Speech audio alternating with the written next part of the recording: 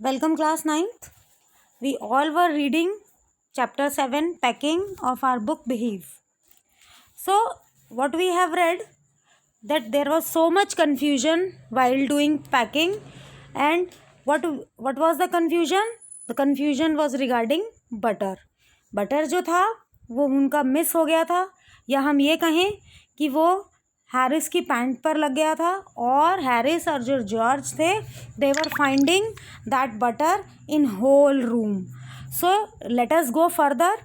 Montmorency was in it all, of course. Now, who is Montmorency? Montmorency जो है इनका pet dog है. You can see in this picture. And Montmorency was also in the packing. तो जो packing की जा रही थी, जो प्रोजेक्ट था पैकिंग का, मॉन्टमोरेंसी भी उसका पार्ट था. Montmorency's ambition in life is to get in the way and be sworn at. Sworn at का मीनिंग क्या होता है? Get scolded. वो कहते हैं कि मॉन्टमोरेंसी जो है ना, उसका एम्बिशन हमेशा ये रहता है कि मैं किसी ना किसी के मैटर में, किसी ना किसी की लाइफ में इंटरफेयर करूं और उसके बाद मुझे अच्छे से स्कोल्ड किया जाए. If he can squirm in anywhere where he particularly is not wanted and be a perfect nuisance and make people mad and have things thrown at his head, then he feels his day has not been wasted. वो क्या कहता है? सबसे पहले स्क्विर्म का meaning होता है doing twist of someone's body, मतलब अपनी बॉडी को अच्छे से ट्विस्ट कर देना स्क्विर्म होता है. तो क्या बता रहा है राइटर कि जो मॉन्टमोरेंसी है वो अपनी बॉडी को कहीं पर भी ट्विस्ट करता है, और पर्टिकुलरली वहाँ जहाँ रिक्वायर्ड नहीं है, और बड़ा ही न्यूसेंस, बड़ा ही कन्फ्यूजन, केओस क्रिएट करता है, लोगों को मैड करता है. और जब लोग उसके सिर पर चीज़ फेंकना स्टार्ट कर दें, then he feels his the day has not been wasted. मतलब हाँ, आज मेरा जो डे है वो सक्सेसफुल हो गया. इस पिक्चर में भी हम देख सकते हैं मॉन्टमोरेंसी got into hamper before Harris could land him with the frying pan. मतलब कि जो मॉन्टमोरेंसी है वो लगभग इस हैम्पर में चला ही गया होता अगर हैरिस ने ये पैन उठाकर इसको डराया ना होता या हटाया ना होता. तो देखिए आगे फर्दर हम चलते हैं. To get somebody to stumble over him and curse him steadily for an hour is his highest aim and object. When he has succeeded in accomplishing this, his conceit becomes quite unbearable. Conceit means pride. वो कहते stumble means to जब कोई चीज़ पड़ी हो, hurdle हो और उसके ऊपर से जाना, उसको स्टम्बल कह देते हैं. तो वो कहता है कि जो मॉन्टमोरेंसी है उसके ऊपर से कोई जाए, वो बीच में आ जाए, और वो जो है, और जब उसे कर्स होता है स्कोल्ड करना, मीन्स वो किसी के आगे आ गया, उसके ऊपर से एकदम से जाना पड़ा, और जो गया वो उसे अच्छे से स्कोल्ड करे, तो वो उसका हाईएस्ट एम और ऑब्जेक्ट होता है कि हाँ, मैंने परेशानी जो थी वो क्रिएट कर दी, मैंने अच्छे से तंग कर दिया. और जब वो इसमें सक्सेसफुल हो जाता है तो उसकी जो कंसीट है, उसका जो प्राइड है ना, अपने ऊपर गर्व, वो अनबियरेबल होता है, वो टॉलरेट नहीं होता, बहुत गुस्सा आता है उसमें. ही came and sat down on things just when they were wanted to be packed. वो क्या करता था? कोई भी चीज़ पड़ी है, आकर उस पर बैठ जाता था. कब? when they were needed to be packed, जब उनकी ज़रूरत है कि उनको पैक किया जाए. and he labored under the fixed belief that whenever Harris or George reached out their hand for anything, it was his cold damp nose that they wanted. He put his leg into jam and he worried the teaspoons, and he pretended that lemons were rats and got into the hamper and killed 3 of them before Harris could land him with the frying pan. Worried means disturbed. जो Harris, जो मॉन्टमोरेंसी है, उसने jam की जो jar है उसमें अपनी leg फंसा ली है. वो ये प्रिटेंड कर रहा है, ये शो कर रहा है कि जो लेमन्स हैं वो रैट्स हैं और वो उनके पीछे भाग रहा है और डिस्टर्बेंस क्रिएट कर रहा है. और रैट्स हैं, अगर वो हैम्पर्स में चले गए, उस बास्केट में चले गए फूड वाली, तो वो उसके अंदर ही चला जाता उन रैट्स को किल करने के लिए. रैट्स मतलब लेमन, तो वो उस बास्केट के अंदर ही चला जाता, जैसे मैंने आपको पिक्चर में I have shown you.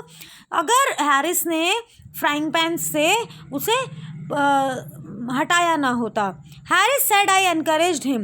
Harris Jerome को कह रहे हैं कि मैंने उनको एनकरेज किया है, राइटर बताते हैं, बट जेरोम क्या कहते हैं, आई डिडंट एनकरेज हिम, मैंने उसको एनकरेज नहीं किया। ऐसा जो डॉग होता है that does not want any encouragement, इनको एनकरेजमेंट की रिक्वायरमेंट नहीं होती। It's the natural original sin that is born in him that makes him to do like that. ये उनके इनबिल्ट उनकी एक ये सिन होता है जो कि वो इस तरह की हरकतें करते हैं। अब पैकिंग जो थी ऑलमोस्ट 12:50 पे ओवर हो चुकी थी।